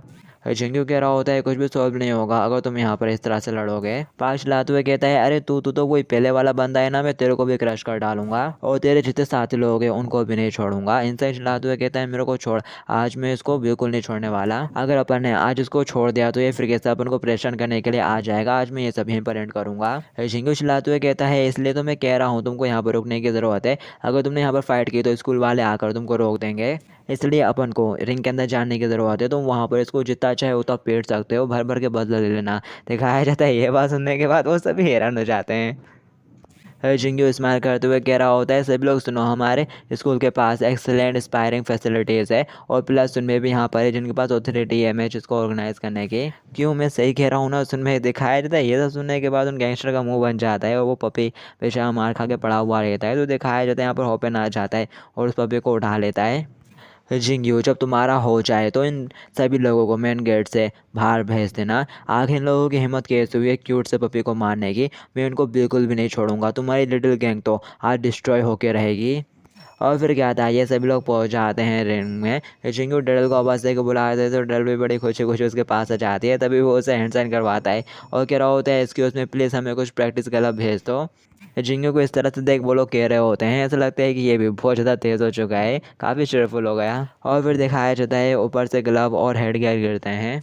पार्क कहता है आखिर ये सब क्या बकवास है, क्या अपन को भी अंदर जाना होगा। उसका वो बॉडी बिल्डर वाला बंदा कह रहा होता है बॉस चीज़ें थोड़ी बहुत ज़्यादा अजीब हो चुकी है। जिंगू कह रहा होता है अपन को रूल्स को फॉलो करना है और साथ ही वो बता रहा होता है कि यहाँ पर अपन दोनों में से एक एक बंदा रिंग के अंदर आएगा और फाइट करेगा और जब दोनों साइड में से किसी एक साइड के बंदे फाइट करने के लायक नहीं बचेंगे जब ये मैच खत्म हो जाएगा। दिखाया जाता है जिंगू की बातें सुन के बॉस को तो काफ़ी गुस्सा आ रहा होता है, लेकिन वो यहाँ पर कर ही क्या सकता है। वो बॉडी बिल्डर बंदा भी कह रहा होता है अब लोग यहाँ पर कुछ भी नहीं कर सकते बॉस, मैं रिंग के अंदर जाता हूँ और कुछ टाइम बाय करता हूँ अपन के लिए। और मैंने ये बात आपको पहले नहीं बताई क्योंकि मुझे लगा कि आप मेरे ऊपर गुस्सा हो जाओगे, लेकिन मैंने बिग बॉस को ऑलरेडी कॉल कर दिया है जस्ट थोड़े टाइम पहले। पार कहता है क्या आगे तूने कॉल क्यों करा उनको। वो बता रहा होता है कि वो थोड़े बहुत एंग्री हो गए थे, थोड़े ज़्यादा एंग्री हो गए थे, लेकिन उन्होंने कहा कि वो बंदों को यहाँ पर भेज देंगे, इसलिए आप ज़्यादा परेशान मत हो, हमारे बहुत सारे बंदे यहाँ पर आते ही होंगे जस्ट बस तब तक अपन को थोड़ा होल्ड करके रखना है। और फिर इसके बाद वो रिंग के अंदर आ जाता है। जिंगू कह रहा होता है एक्सक्यूज़ में तुमको ये हेड गियर यूज़ करना चाहिए। और वो बंदा कहता है मेरे को जैसे बकवास चीज़ की ज़रूरत नहीं, ये एम्बैरेसिंग है। जिंगू कह रहा होता है तो ठीक है फिर आगे बढ़ो और चूज़ करो तुमको किसके साथ फाइट करनी है। और वो बंदा सोच रहा होता है मेरे को तो इन लोगों को तब तक होल्ड करना है जब तक हमारे री इन्फोर्समेंट यहाँ पर आ नहीं जाती।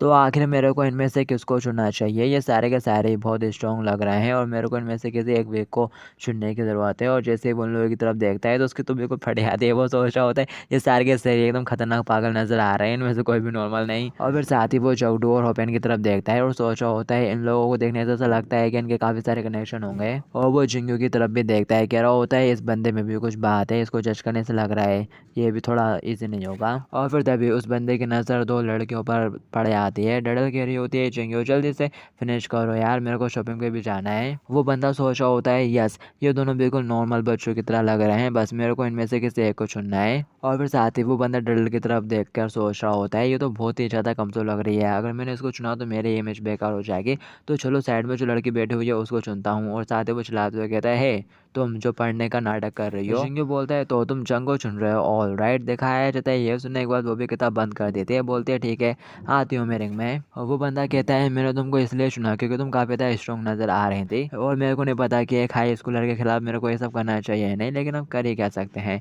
और फिर दिखाया जाता है जिंगू मैच स्टार्ट करवा देता है तो वो बहुत तेज़ी से उसकी तरफ बढ़ता है और कह रहा होता है मेरे से नफरत मत करना।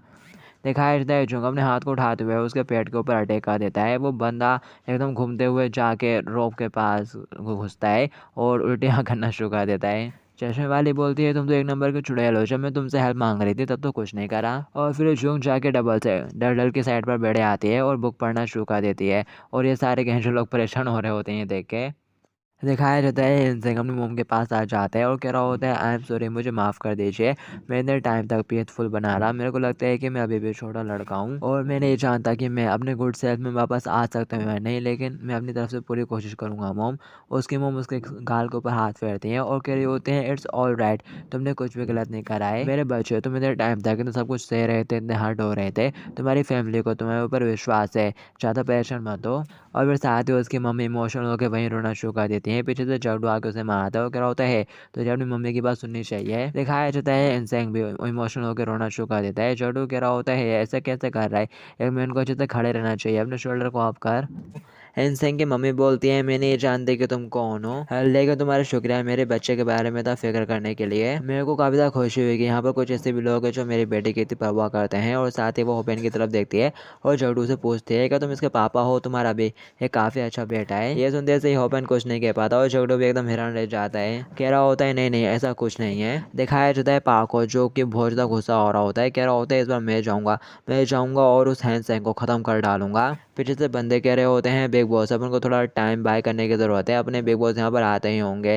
जबकि पार्क कहता है शट अप और अपना कोट उतारते हुए रिंग के अंदर पहुंच जाता है। कह रहा होता है कि मैनसंग जल्दी से यहाँ पर आ, चल फिनिश करते हैं आज तो यहाँ पर। चिल्लाते हुए कह रहा होता है जल्दी कर रही हूँ लिटिल बास्टर्ड। जबकि किम का यहाँ पर अभी भी फैमिली ड्रामा चलने में लगा हुआ रहता है। उसकी मोम बोलती है क्या तुम ठीक हो, तुम्हारा चेहरा और क्या तुम वाकई में फाइट करो, तुम्हें बहुत पड़ी हुई है। इंसान बोलता है मैं ठीक हूँ मोम और साथ ही वो रिंग की तरफ जाने लगता है। किम हैशन बोलती है तो लगता है कि तुम अपने होश आवाज़ में आ ही गए, मैं तुमसे पूछ रही हूँ क्या तुम मेरे वही पुराने वाले भाई हो जो हमारे साथ अच्छे से रिहा करता था, अगर इसी बात है तो ऊपर जाओ, लेकिन अगर वो बेवकूफ़ अभी भी तुम्हारे अंदर है तो इसके बारे में सोचना भी मत, मुझे उसके जैसा बड़ा भाई का भी नहीं चाहिए। इंसेंग बोलता है कि महशन आई एम रियली सॉरी, मेरे को एक भाई की तरह ऐड करना चाहिए था लेकिन मैं तो एक बेवकूफ़ बन के रह गया। मैं नहीं जानता कि आखिर सब कुछ कहाँ से गलत होना शुरू हो गया था, लेकिन अब मैं अपनी पूरी बेस्ट ट्राई करूँगा और ये भी मेक श्योर करूँगा कि मेरे फैमिली को मेरे ऊपर प्राउड हो। उसकी बात सुनने के बाद कि महशन आगे से कुछ नहीं बोलती, वो रिंग के अंदर पहुँच जाता है। जिंगू कह रहा होता है तुमको पहले ही काफ़ी सारी मार पड़ चुकी है, क्या तुम श्योर हो कि तुम ठीक हो? वो कहता है हाँ मैं ठीक हूँ। जिंगू कहता है ऐसा लगता है कि तुमने काफ़ी लंबे टाइम से एक्सरसाइज नहीं की है और उस बंदे के साथ मैं पहले ही 2 हाथ करके देख चुका हूँ, मैंने उस बंदे से थोड़ी मार भी खाई है, इसलिए मेरे को पता है कि उसने कोई प्रोफेशनली एक्सरसाइज तो नहीं की है और ना ही उसकी टेक्निक से ज़्यादा गुड है, लेकिन वो एक अच्छे शेप में है, इसलिए ज़रा संभल कर रहना। दिखाया जाता है पार्क के बंद लोग उसको पीछे से चेयर कर रहे होते हैं बॉस बॉस कहते हुए। पार्क सोचा होता है अगर ये पहले वाला इंसान होता तो मैं पक्का इसे नहीं जीत पाता, लेकिन अब ये काफ़ी डिफरेंट है, ये तो बस एक मुर्दे की तरह है और पिछले कुछ सालों में मैंने भी अपने फिस्ट का काफ़ी यूज़ करा है और साथ ही इसको पहले भी मार पड़ी थी। तो इसका सवाल ही नहीं उठता कि ये एकदम ठीक हो। मेरे को तो बस यहाँ पर रश करना है जल्दी से, और इसको बिल्कुल भी मौका नहीं देना है मारने का, और जल्दी से क्रश कर देना है। जिंगू कहता है तुम दोनों रिंग के बीच में आओ। बात सुनने के बाद इंसेंग अपने चप्पल उतार के आगे बढ़ता है और ग्लव्स की तरफ देखते हुए सोच रहा होता है कुछ सालों पहले मैं हर दिन का यूज़ क्या करता था, लेकिन अब ये काफ़ी ज़्यादा ऑकवर्ड लग रहा है। जिंगू कह रहा होता है यहाँ पर कुछ रूल्स को फॉलो करके फाइट की जाएगी, कोई भी इंपॉर्टेंट एरिया के ऊपर अटैक नहीं करेगा। और अब क्या तुम लोग तैयार हो? अगर हाँ तो चलो शुरू करते हैं। चगडू चिल्लाते हुए कहता है तुम कर सकते हो माय फ्रेंड, जबकि वो चश्मे वाले भी कह रही होती है ओपा हट मत होना। मैं शुरू होते से पार्क बहुत तेज़ी से आगे बढ़ता है और सोचा होता है इसका तो सवाल ही नहीं उठता कि मैं जैसे बेवकूफ़ से हार जाऊं, मैं इसको एक अच्छा सबक सिखाऊंगा। और वो तेज़ी से उसके पास भागते हुए जा रहा होता है कि हैंसेंग उसको फटाक से किक मार देता है, वो बिल्कुल पलट के नीचे गिर पड़ता है। ये देख के जिंगू भी एकदम हैरान हो जाता है और पार्क भी एकदम हक्का बक्का रह जाता है, और साथ ही वो गुस्से के साथ फिर से उठ के खड़ा होता है और कह रहा होता है तेरी हिम्मत कैसे हुई मेरे साथ खेलने की, और उसको पंच करने लगता है। लेकिन उससे पहले ही हैंसेंग उसमें मार देता है और वो पीछे रोप से जाकर ठोकता है, और जैसे ही वो देखता है तो हैंसेंग फ्लाइंग करने के साथ उसके ऊपर अटैक कर देता है। लेकिन वो डर के मारे नीचे की तरफ झुक जाता है तो किस्मत से बच जाता है। हैंसेंग उसके सामने खड़ा हुआ रहता है और पार्क यहाँ पर बिल्कुल फट जाती है इतने कि वो पेंट में ही मूत देता है, और पार्क के बंदे लोग अभी भी उसको चेक कर रहे होते हैं, और यहाँ पर पार्क पूरा एम्बेरस हो चुका रहता है। जिंगू भी देखता है और कह रहा होता है हो मैन, अब मेरे को सिचुएशन में क्या करना चाहिए, और साथ ही चिल्लाते हुए कहता है डडल सुन में क्या होगा कोई बॉक्सर मैच के बीच में ही सुसु कर दे तो क्या इससे कोई बड़ी प्रॉब्लम हो सकती है। दिखाया जाता है अब तो सभी ने सुन लिया और पार्क एकदम शर्मिंदा हो जाता है। डडल कहती है आखिर कैसे पड़ी है, अगर उसने अपने पैंट के अंदर सुसु कर दिए तो उसे बाथरूम में भेज दो नहाने के लिए। और फिर तभी यहाँ पर बहुत सारे बंदे लोग आ जाते हैं और ये सारी पार्क की तरफ से हैं। दिखाया जाता है उनको आते देख पार्क के बंदे लोग खुश हो जाते हैं, कह रहे होते हैं वो बिग बॉस आ चुके हैं। पार्क भी मुड़ के देखता है, जिंगू कह रहा होता है अब ये क्या है, और फिर इनका बिग बॉस यहाँ पर एंटर करता है अपने बंदों के साथ और कह रहा होता है तो तुम इस जगह पर हो। बिग बॉस कहता है आगे तुमने मेरे को इस गंदे से स्कूल में क्यों बुलाया, हाँ और ये क्या है तुम्हारा इडियट, तुम जब देखो तब कोई ना कोई मुसीबत खड़ी करते रहते हो, अगर मुसीबत खड़ी करते भी हो तो क्लियर भी खुद ही से करना आना चाहिए। पार्क झुक जाता है बॉस के सामने, कह रहा होता है boss I am really sorry, मेरे पास कोई भी एक्सक्यूज नहीं है। बिग बॉस कहता है पार्क यू इडियट, इतने टाइम तक मेरे तुम्हारा ख्याल रखा और तुम मेरे को इस तरह से पे कर रहे हो, हाँ और जब तुम लोगों का कॉल आया जो कि मेरे डेरेज फैमिली की तरह है, तुमने कहा कि तुम लोग मुसीबत में हो, तो मैं कैसे बस वहाँ पर खड़े खड़े देख सकता था, इसलिए मैं यहाँ पर आ गया, इसलिए अब तुम परेशान मत हो, मैं यहाँ पर आ चुका हूँ ना। दिखाया जाता है बिग बॉस के मुंह से इतनी अच्छी अच्छी बातें सुनने के बाद पार्क को काफ़ी अच्छा लगता है, और साथ ही यहाँ पर बाकी सारे बंदे भी इमोशनल हो जाते हैं। बिग बॉस कहते हैं अब तुम लोग ये ड्रामा बंद करो, ऐसा लग रहा है जैसे कि मेरी चेस्ट बर्म होने लगी है और साथ ही मेरा पाँव भी बर्म होने लगा है शायद। फिर जैसे वो देखता है तो वो एक कुत्ता चिपका हुआ रहता है उसके पाँव से। आंटी बोलती है हूँ तुमको ऐसी हरकतें नहीं करनी चाहिए, गंदे पपी मत बनो। दिखाया जाता है वो बिग बॉस फटाक से उस पपी को पैर मार के दूर फेंक देता है, ओहो पे ना आता है और कह रहा होता है ये दूसरी बार था। यू शिट्स, आखिर तुम लोगों की हिम्मत कैसे हुई मेरे लिटिल स्पॉटी को डबल से इस तरह से मारने की, हमें अब तक तुम्हारे साथ काफ़ी अच्छे से बिहेव कर रहा था लेकिन अब बहुत हो चुका, मैं ये मेक श्योर करूंगा कि तुम लोगों का सफाया हो जाए। और साथ ही वो चिल्लाते हुए कहता है जगडू सियोल के ग्रुप को बोल दो कि इन गैंग्स का सफाया कर दें, इन सारे लोगों का सफाया कर दें, इनके जितने भी बेसिस हैं उन सबको आग लगा दें और इनके ऑपरेशन को ठप कर दें, इनकी पूरी ऑर्गेनाइजेशन गिर जानी चाहिए। ओपन की इतनी बड़ी बड़ी बातें सुनने के बाद बिग बॉस भी थोड़ा घबरा जाता है, कह रहा होता है आगे तो ये क्या बक रहा है। तभी जगडू ओपन के पास आता है और कह रहा होता है बिग बॉस मेरे को आपसे कुछ कहना है, और फिर वो ओपन से कुछ कह देता है, जिसके बाद ओपन मुड़ के जाके बेंच पे बैठे आता है और कह रहा होता है हो माय क्यूट स्पॉटी तुम हर्ट हो गए, जबकि वो बहुत गुस्सा हो जाता है, कह रहा होता है ये क्या बकवास था, इतनी सारी बड़ी बड़ी बातें करने के बाद अब देखो तो इसने तो मेरे को डराया दिया था, मेरे को ऐसा लगा जैसे ये कोई इंपॉर्टेंट पर्सन है और इन जैसे बेवकूफ़ बिल्कुल भी अनएक्सपेक्टेबल नहीं है। मैं आज तुम लोगों के साथ डील करूंगा, सफाया कर दूंगा, दिखाऊंगा हमारी गैंग की पावर। और साथ ही वो अपने बंदों से कहता है जाओ इन सबको अच्छा सबक सिखाओ। कि तभी यहाँ पर दरवाजा खोलते हुए क्वीन का भाई आ जाता है, कह रहा होता है जिंगू तो तुम यहाँ पर हो, मैं तुमको पूरे में ढूंढ रहा था। जिंगू कह रहा होता है अरे इंसेंग तुम यहाँ, इंसेंग बोलता है तुम मेरे कॉल्स का जवाब ही नहीं दे रहे थे, आगे तुम यहाँ पर कर क्या रहे हो, ये टाइम बिल्कुल भी यहाँ वहाँ खेलने का नहीं है। जिंगू कहता है आखिर तुम अचानक से यहाँ पर मेरे को ढूंढते ढूंढते क्यों आ गए। इंसेंग बोलता है हो मैं आखिर तुम इतना बेफिक्र कैसे रह सकते हो, जो कि बिग बॉस को पीछे गुस्सा आने लगता है, कह रहा होता है बच्चे अगर तू बिल्कुल भी चोट नहीं खाना चाहता, हर्ट नहीं होना चाहता तो जल्दी से यहाँ से निकल जा। उनका भाई मुड़ के उसकी तरफ देखता है और साथ ही उसकी टांग पर लात मार देता है और बोल रहा होता है बिग बॉस से मेरे रास्ते में आने की कोशिश मत कर, यहाँ से दफा हो जा। लात खाने के बाद बिग बॉस पे काफी गुस्सा हो जाता है, कह रहा होता है यू लिटिल शिडी बास्टर, लगता है कि तू वाकई में मरना चाहता है। तो आगे से कोई इनका भाई भी बोलता है क्या क्या तू मुझे मारना चाहता है। और फिर दूसरे सीन में बिग बॉस के बिल्कुल फड़े आती है क्योंकि बटलर ने उनके ऊपर गन तान दी होती है। तो इनका भाई कह रहा होता है चल आना मारने की कोशिश कर, यू अगली क्या तू जानता भी है कि मैं कौन हूँ, हूँ। और ये क्या, तू तो अपने साथ काफ़ी सारे बंदों को भी लाया है जिंगू बिग ब्रदर, क्या ये लोग तुमको परेशान कर रहे हैं? जल्दी से वाई के सिक्योरिटी को कॉल लगाओ। डैडल लंबी सांस लेते हुए बोलते हैं हाँ, ये भी बिल्कुल अपनी बड़ी बहन की तरह है, इनकी पूरी ब्लड लाइन ही कह रही है। और फिर दिखाया जाता है यहाँ पर वाई के सिक्योरिटी वाले आ जाते हैं और बिग बॉस को हथकड़ी लगा देते हैं, उसकी पूरी गैंग को हथकड़ी लगा देते हैं और यहाँ से निकालने लगते हैं, भगा रहे होते हैं यहाँ से। और देखते ही देखते ये पूरा अरेना खाली हो जाता है और क्वीन का भाई कहता है फाइनली अब थोड़ी शांति हुई। इंसेंग कहता है ये क्या हुआ, सब कुछ तो बस 10 मिनट से भी कम टाइम में सेटल हो गया।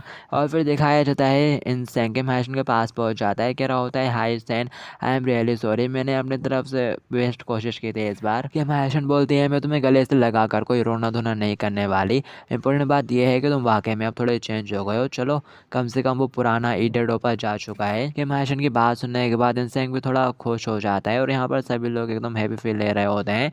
और यहाँ पर एकदम से जो जिंगू का भाई रहता है ना, सॉरी क्वीन का भाई, वो भूल ही जाता है कि वो यहाँ पर किस लिए आया था। और वो तभी एकदम से याद आता है उसे, कह रहा होता है अरे मैं तो भूल ही गया था कि मैं यहाँ पर किस लिए आया था। जिंगू भी कहता है हाँ आगे तुम यहाँ पर किस लिए आए थे। क्वीन का भाई बताता है, क्वीन का भाई कहता है जिंगू बिग ब्रदर क्या तुमको अभी तक कुछ भी पता नहीं चला, ये टाइम इस तरह से रिंग के अंदर खड़े रहने का नहीं है। अब नूना का उससे सामना होने वाला है, उसे एक्चुअली बहुत जल्दी उसे शादी करनी पड़ेगी। नूना उसे काफ़ी टाइम से अवॉइड करने की कोशिश कर रही थी, तो अब वो स्कूल के सामने ही आ गया है नूना को पिक करने के लिए और अब वो उन्हें डेट पर ले जाने की कोशिश कर रहा है। जिंगू ये सुनते से काफ़ी ज़्यादा हैरान हो जाता है। और फिर इसके बाद हमें स्कूल के थोड़े बाहर का सीन दिखाया जाता है। क्वीन का होने वाला हस्बैंड यहाँ पर आ चुका रहता है, दरवाज़ा का गेट खोल के खड़ा हुआ रहता है और क्वीन चलते हुए जा रही होती है गाड़ी की तरफ कि तभी पीछे से जिंगू और वो लोग भागते हुए आ जाते हैं। डैडल बोलते हैं ओ तो ये वाकई में हो रहा है। क्वीन तो जाकर गाड़ी में बैठ जाती है और सॉन्ग जिंगू की तरफ देखती है, सॉन्ग जिंगू भी क्वीन की तरफ देख रहा होता है एकदम हैरानी के साथ। और फिर दिखाया जाता है वो लोग यहाँ से निकल जाते हैं। क्वीन का भाई कहता है शिट अपन ने मिस कर दिया और जिंगू भी बस खड़ा खड़ा देखता रह जाता है।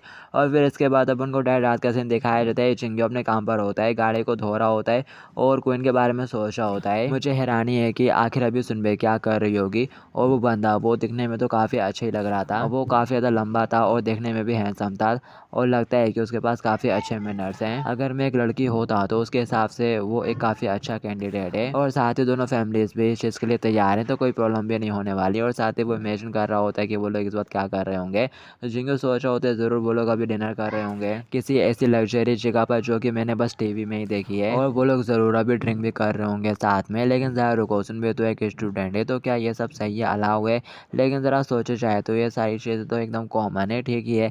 ड्रिंक करने के बाद वो लोग एक दूसरे को और अच्छे से जान पाएंगे और फिर वो लोग कार के अंदर बैठकर घर वापस जाएंगे आपस में बातें करते हुए। और साथ ही वो इमेजिन भी करने लगता है कि कोई उनसे सर टिका के बैठ जाएगी। और फिर साथ ही वो कहते हैं ज़रा रुको, आखिर मैं सब क्या सोच रहा हूँ, मैं तो बस अजीब सी चीज़ों के बारे में सोचे जा रहा हूँ, आखिर मैं सुनबे के बारे में ऐसा क्यों सोच रहा हूँ। आखिर सुनबे की भी अपनी कोई पर्सनल लाइफ है। और फिर तब यहाँ पर हुआंग आ जाता है, कह रहा होता है जिंगू आगे तुम कब तक उस गाड़ी के ऊपर इस तरह से स्प्रे करने वाले हो। हे जिंगू क्या सोच रहे हो तुम, क्या तुम्हें मेरी बात सुनाई नहीं दे रही? दिखाया जाता है उसकी बात सुनने के बाद जिंगू एकदम से पीछे मुड़ के देखता है, कह रहा होता है हाँ क्या बोल रहे थे। और साथ ही वो उसका पेंट गीला कर देता है। और फिर जिंगू कहने लगता है सॉरी सॉरी, वो कह रहा होता है डैम इट, जरा देखो तुमने ये क्या कर दिया। देखने से ये बिल्कुल ऐसा लग रहा है जैसे कि मैंने पेंट के अंदर सुसु कर दी हो, अब मेरे को अपने कपड़े चेंज करने पड़ेंगे। जबकि जिंगू कपड़े के साथ उसके पास बढ़ता है, कह रहा होता है सॉरी सॉरी मैं इसे ठीक कर देता हूँ। जबकि वो शर्माते हुए कह रहा होता है अरे दूर हट जाए यहाँ से।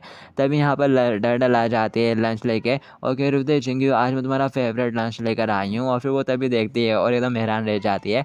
वहाँ कह रहा होता है अगर तुम कर रहे हो तो अच्छे से करो। जिंगू कहता है सॉरी बस ऐसे रहना मैं कर रहा हूँ। और फिर नेक्स्ट दिन अपन को किम हायशन के घर का दिखाया जाता है। उसकी मम्मी कह रही होती है हो माय मेरे को बहुत ज़्यादा खुशी है कि तुम लोग इतने अच्छे से खा रहे हो, आखिर किसने सोचा था कि मेरे बेटे के पास इतने अच्छे दोस्त हैं, मैं तो बहुत ज़्यादा खुश हूँ। तभी किम हायशन चिल्लाते हुए कहती है आखिर ये लोग मेरे घर के अंदर क्या कर रहे हैं। इंसेंग कहता है इन लोगों के पास कोई जगह नहीं है इसलिए आ जाती है यहीं पर सो रहे हैं। उसकी मम्मी बोलती है इट्स फाइन, ये लोग तो तुम्हारे ओपा के दोस्त हैं। वो चिल्लाते हुए कहती है क्या दोस्त भाड़ में जाओ, ये लोग बस गैंगस्टर का एक ग्रुप है। जडू कह रहा होता है तुम्हें क्या पता, हमने तुम्हारे भाई का कितना ख्याल रखा है तुम्हारे पीछे से। किम हायशन बोलती है मेरे को ऐसा फर्क नहीं पड़ता, आखिर तुम लोग मेरे घर के अंदर क्यों हो। जडू कहता है ये आजकल की लड़कियां बिल्कुल भी नहीं समझ सकती मैंस को, क्यों मैं सही कह रहा हूँ ना दोस्त। इंसेंग भी थोड़ा हेजिटेट करते हुए कहता है हाँ सही कह रहे हो। किम हायशन बोलती है आखिर आप इन जैसे अजनबियों को घर के अंदर कैसे रहने दे सकते हो, यहाँ पर तो एक टीनेज गर्ल भी है, क्या ये खतरनाक नहीं होगा। उसकी मॉम बोलती है मजाक करना बंद करो, आखिर तुम खतरे में क्यों ही होगी,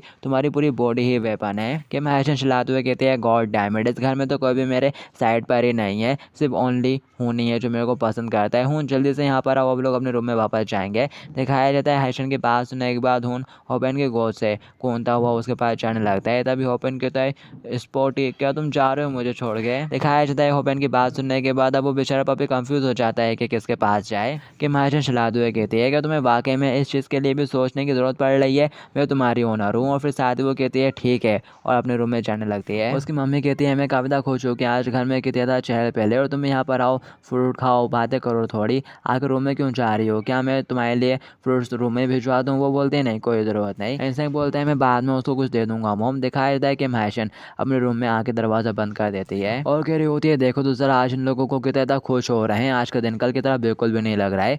और फिर साथ ही वो थोड़ी शांत हो जाती है और यहाँ पर हमें देख पाते हैं कि महशन भी खुश है थोड़ी। और फिर इसके बाद हमें मून का सीन दिखाया जाता है जिसने ट्रॉफी जीत ली होती है टूर्नामेंट की, बट उसको बिल्कुल भी खुशी नहीं, वो बिस्तर पे पड़ी हुई रहती है और कह रही होती है आगे तुम लोग यहाँ पर क्यों आ गए। चिंगू कहता है डडल सुन मैंने कहा था मेरे को यहाँ पर आने के लिए। डडल कहती है वो क्वीन चुड़ैल घर से भाग निकली है और यहाँ पर आकर रह रही है, तो वो डेट के बाद भी ज़रूर यहाँ पर आएगी। और तुमको क्या हो गया मून। मून बोल रही होती है मेरे को बिल्कुल भी अच्छा फील नहीं हो रहा है, मैं जीत गई हूँ लेकिन मेरे को ऐसा बिल्कुल भी नहीं लग रहा है जैसे कि मैंने कुछ अचीव कर लिया है। ये बिल्कुल ऐसा है कि जैसे किसी ने मेरे को तरस खाकर ट्रॉफी दे दी है। कि तभी डैडल को दरवाजे से आवाज़ सुनाई देती है। मून का डैड दरवाज़ा खोलते हैं और कह रहा होता है ओ मेरी प्यारी सेकंड बेटी, तो तुम वापस फाइनली घर वापस आए गई, क्या तुमने खाना खा लिया। क्वीन बोलते हैं हाँ मैंने खा लिया। उनका डैड कह रहा होता है क्या तुम घर पर से ही खा कर आई हो, मैं ऐसा इसलिए नहीं कह रहा कि मैं तुम्हारे उस लग्जरी पेंटिक्यूट को मिस कर रहा हूँ। कि तभी यहाँ पर डैडल बाहर निकल कर आ जाती है और कह रही होती है जल्दी से बताओ क्या आखिर हुआ क्या। मून भी पूछ रही होती है आखिर तुम कहाँ गई थी, क्या खाया। डैडल कहती है मेरे से कुछ भी सीक्रेट मत रखना, ये कोई ड्रामा नहीं है। और साथ ही वो पूछने लगती है वो आदमी कैसा है,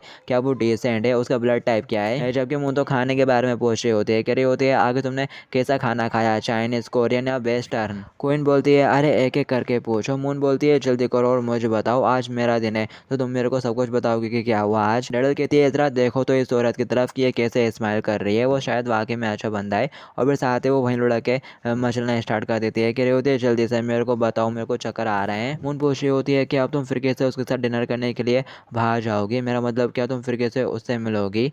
क्वीन बोलती है वेल मैं उससे बहुत जल्दी फिर से मिलूंगी और वो कोई बुरा पर्सन नहीं है। मून कहती है अच्छा तो ऐसी बात है। कि तभी क्वीन की नज़र जिंगू के ऊपर पड़ जाती है। जिंगू भी यहाँ पर खड़ा हुआ रहता है और कह रहा होता है अरे डैडल सुनबे ने मेरे को यहाँ पर आने के लिए कहा था, मेरे जो दो छोटे छोटे बहन भाई भी हैं जो मेरा घर पर इंतज़ार कर रहे होंगे, इसलिए अब मेरे को चलना होगा। और वो फटाक से क्वीन के पास से निकल जाते हैं दरवाजे की तरफ, जूते पहनने लगता है।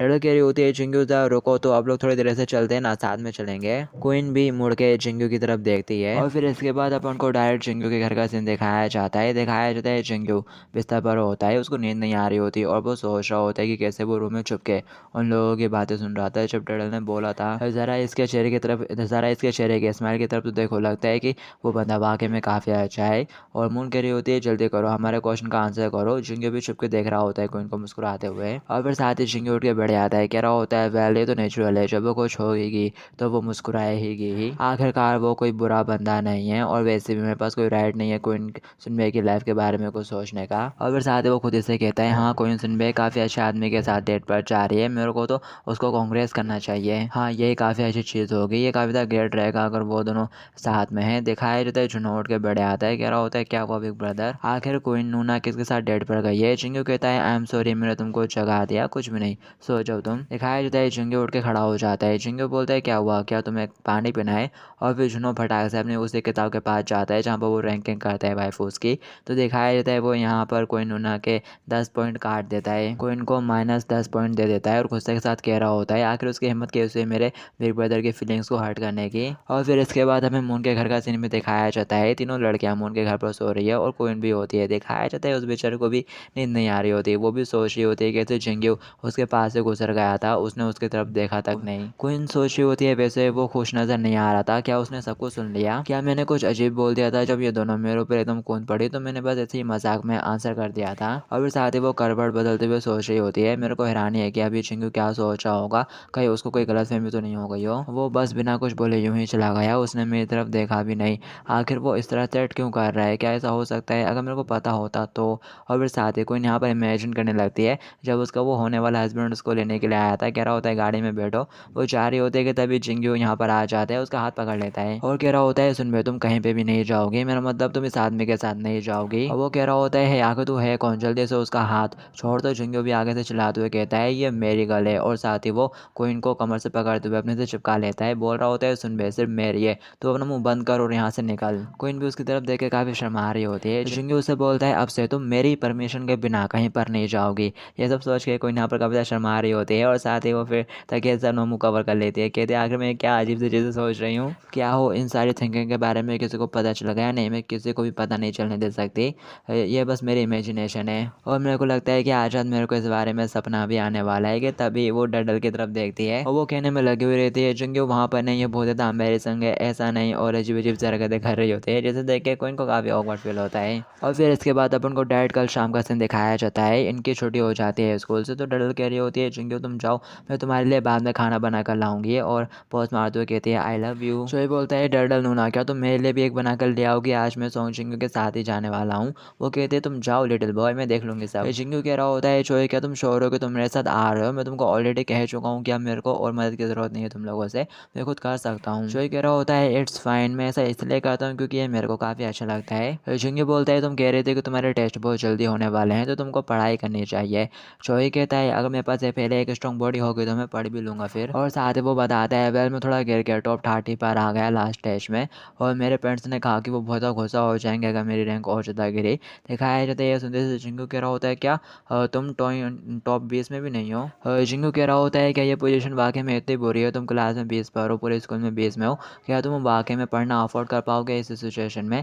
दिखाया जाता है उसकी बात सुनने के बाद वो कह रहा होता है आगे तुम्हें क्या कह रहे हो, मैं तो नेशनल रैंक की बात कर रहा हूँ उसमें, और चिंता मत करो मैं तो टॉप 100 में भी रहूँगा, तब भी बहुत बड़ी बात ही है। तो दिखाया जाता है ये सुनते से चिंगू आगे निकल जाता है। कह रहा होता है मेरे को लगता है कि अपन दोनों के बीच बहुत बड़ा डिफरेंस है। जबकि वो कह रहा होता है बिग ब्रदर रुको तो, और फिर तभी यहाँ पर चिंगू रुक जाता है। उसकी नज़र क्वीन के होने वाले हस्बैंड के ऊपर पड़ती है। वो देख रहा होता है वो शायद यहाँ पर क्वीन को पिक करने के लिए आया है डबल से, तो चिंगू खड़ा खड़ा उसको देख रहा होता है। वो पास आता है, वो कह रहा होता है आखिर तुम किसको देख रहे हो? और फिर साथ ही चोई उस बंदे को भी देख लेता है। कह रहा होता है आखिर ये बंदा यहाँ पर क्या कर रहा है? चिंगू कहता है क्या तुम जानते हो ये कौन है? चोई बोलता है मैंने न्यूज़ में देखा था इसको, और साथ ही बताना स्टार्ट करता है ये मयांक ग्रुप का हायर है ली हैंडकुंग। ये बस 25 का है, लेकिन इसने पहले ही अपनी कंपनी के नेक्स्ट प्रेसिडेंट बनने की ट्रेनिंग को पूरा कर लिया है। न्यूज़ में बताया जा रहा था कि ये बंदा कितना महान है, और उसका काफ़ी बड़ा इंटरव्यू भी हुआ था कुछ दिनों पहले। इसने कंपनी के अंदर एक नॉर्मल पर्सन की तरह एंटर करा था, और फिर इसने सीक्रेटली एक बड़े प्रोजेक्ट के अंदर हेल्प कर दी थी, जिसके बाद ये डिवीज़न मैनेजर बन गया। और फिर उसके 1 साल के अंदर ही इसने काफ़ी बड़े बड़े काम करे, जिससे लोगों को ये पता चल गया कि ये वाकई में नेक्स्ट प्रेसिडेंट बनने के लायक है, फिट बैठता है ये नेक्स्ट प्रेसिडेंट बनने की पोजीशन पर। चिंगू कहता है कि वाकई में, जबकि शोई कह रहा होता है वाह आखिर ये जैसा पर्सन यहाँ पर क्या कर रहा है? जिंगू उसकी बातें सुनने के बाद सोचता है हाँ ये वाकई में एक काफ़ी ग्रेट मैन लग रहा है, वैसे भी सुन भी किसी ऐसे को ही डिजर्व करती है। बस गाइस इस एपिसोड के लिए इतना ही है, बाकी की स्टोरी आप लोग नेक्स्ट एपिसोड में देखेंगे। जब तक के लिए आप इस वीडियो के ऊपर कमेंट और लाइक करते रहना, ताकि मैं मोटिवेट रहूँ नेक्स्ट पार्ट बनाने के लिए। तो अब मैं मिलूंगा इसी के नेक्स्ट पार्ट में फिर कैसे आप लोगों से, जब तक के लिए टू बी कंटिन्यूड।